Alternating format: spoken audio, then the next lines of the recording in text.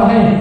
यानी अगर बाप नमाजी है तो बेटा नमाजी होगा, बाप रोजेदार है तो बेटा रोजेदार होगा, बाप इल्म दोस्त है तो बेटा इल्म दोस्त होगा, बाप सुखन फहम है तो बेटा सुखन फहम होगा, बाप मोमिन है तो बेटा मोमिन होगा, बाप हाजी है तो बेटा हाजी होगा, बाप मजलिसों में आता है तो बेटा भी मजलिसों में आएगा, बाप अगर ईमानदार है तो बेटा ईमानदार होगा, बाप अगर लायके इस्लाह है तो बेटा लायके इस्लाह होगा।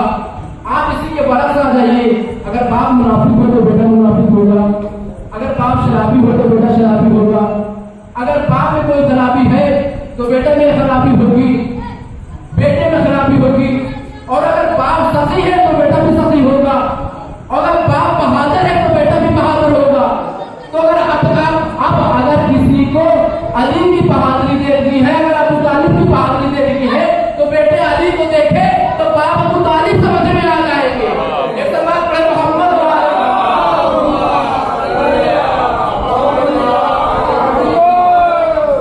बाप अबू तालिब समझ में आ जाएंगे। तो नसबी रिश्तों के तहत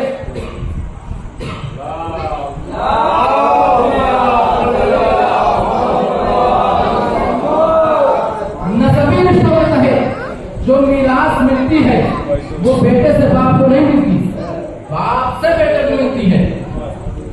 नसबी रिश्तों के तहत जो मीरास मिलती है वो बेटे से बाप को नहीं मिलती, बाप से बेटे को मिलती है।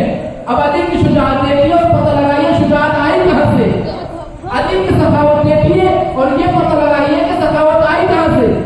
पता ये चला कि बाप भी बहादुर था, बाप भी सखी था। ये बात अलग है कि उसे कोई खैबर का धन न मिला हो, कोई मरहबो अंतर न मिले हो, वरना बाजुओं में इतना जोर था, उंगलियों में इतनी जान थी।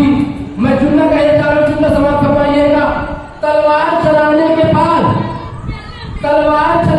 बाद जिसकी धमक सीनों में रहे उसे अली कहते हैं। फिर से सुनिए, तलवार चलाने के बाद जिसकी धमक सीनों में रहे उसे अली कहते हैं, और बिना तलवार उठाए पूरा अरब जिसकी बहादुरी के चर्चे करे उसे अबू तालिब कहते हैं।